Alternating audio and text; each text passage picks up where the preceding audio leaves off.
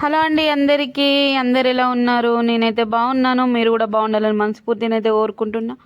Video చూసే ముందుకైతే like చేయండి, షేర్ చేయండి, కమెంట్ చేయండి.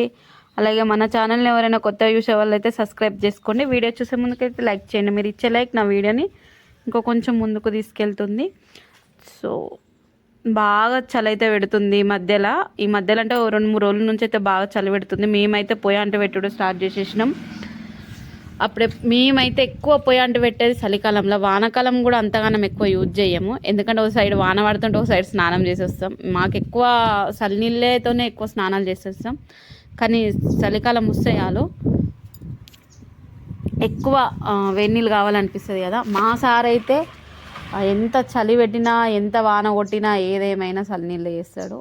నాకైతే ఒక్కొక్కసారి చలినీళ్ళని ఇట్లా ముట్టుకుంటేనే పొద్దున చచ్చిపోవాలనిపిస్తుంది నిజంగా.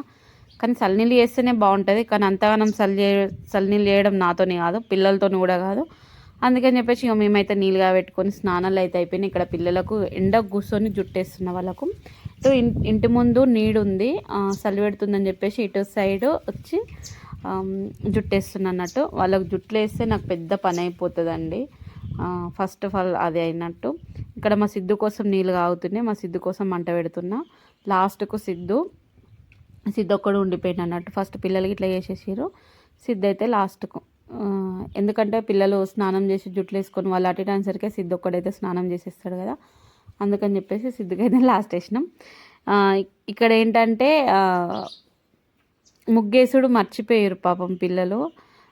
నేనైతే ఇక దీక్ష నుండి ముగ్గేయమ్మ అని చెప్పేసి అని అంటే ముగ్గేస్తుంది.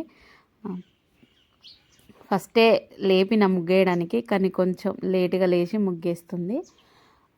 చాలా రోజుల నుంచి వేడి నీళ్ళు అయితే అస్సలు కాబెట్టుకోలేదు, ఇప్పుడైతే కాబెట్టుకుంటున్నాం. మాకైతే చుట్టూ పరడి గోడ ఉంది కదా. ఇంత పరడి గోడ ఉండగా కూడా విపరీతంగా చలి గాలి. ఒకవేళ మొన్నటిదాకానైతే గోడ లేదు, అట్లనే గోడ లేకపోతే ఇంకా ఘోరంగా ఉండు పరిస్థితి అనిపించింది నాకైతే. ఎందుకంటే అంత చలి పెడుతుంది. ఒక మాకే చలి పెడుతుందా, లేక మీ ఊళ్ళలో కూడా చలి ఉందా? చలి ఉంటే కంపల్సరీ కామెంట్ చేయండి. నాకే ఏమనిపిస్తుందంటే ఇక్కడ సపరేట్గా ఇల్లు ఉంది కదా, ఇల్లు పక్కన ఇల్లు ఉన్నది అనుకో ఎక్కువ చలి అనిపించదు. ఇప్పుడు ఇల్లు ఒక్కటి సపరేట్ ఉండేసరికి చుట్టుపక్కల అన్ని చెట్లే కదా, గాలి చలి ఎక్కువ అనిపిస్తుంది కావచ్చు అని నేను అనుకుంటున్నా. ఇప్పుడు సిటీలో ఏంటంటే ఇల్లు ఆనుకొని ఉంటుంది కాబట్టి సిటీలో అంతగానం చలి ఎక్కువ వేయదు, బయటికి వెళ్తే కానీ చలి అనిపించదు. ఇప్పుడు ఇక్కడ ఏంటంటే ఇంట్లో ఉన్న చలే ఉంది, బయటికి వెళ్ళిన చలే ఉంది. ఎండకు కూర్చుంటే కానీ మా తిక్క ఊరుతలేదు అన్నట్టు అట్లుంది చలి. ఇక్కడ ఏంటంటే నేను తడటుకులు పోపు చేస్తున్నా. తడటుకులు అంటే ఏంటక్క అని మీరు అనుకోవచ్చు. తడటుకులు అంటే పచ్చటుకులు, దొడ్డటుకులు, తడటుకులు అని పిలుస్తారు ఇటు సైడు. ఇటు కరీంనగర్ సైడు, జైత్యాల సైడు ఎక్కువ యూజ్ చేస్తారు వీటిని, ఎక్కువ తింటారు కూడా. ఇటు వరంగల్ సైడ్ ఎక్కువ దొరికాయి, అంటే మా సైడ్ ఎక్కువ దొరికాయి అన్నట్టు. అంటే మా తెలంగాణనే, ఆంధ్ర కాదు. కాకపోతే అటు సైడ్ వాళ్ళు ఎక్కువ తినరు వీటిని. అయితే నాకెందుకు తెలియదు నాకెట్లా తెలుస్తుంది అంటే, నేను 2-3 షాపులు అడిగితే లేవు మాకు తెలియదు, అసొంటివి ఏంటి ఆ పేరు ఎక్కడ తినలేదే అని చెప్పేసి షాప్ వాళ్ళు నన్ను విచిత్రంగా చూసిరు అన్నట్టు. కొత్తగా అడిగినట్టు, ఏదో వస్తువుని అడిగినట్టు. నేను అనుకున్నా ఇక్కడ వాళ్ళు తినరు కావచ్చు అని చెప్పేసి. ఇటు సైడ్ అయితే ఎక్కువ యూజ్ చేస్తారు కదా, మేమైతే ఎక్కువ తింటాము.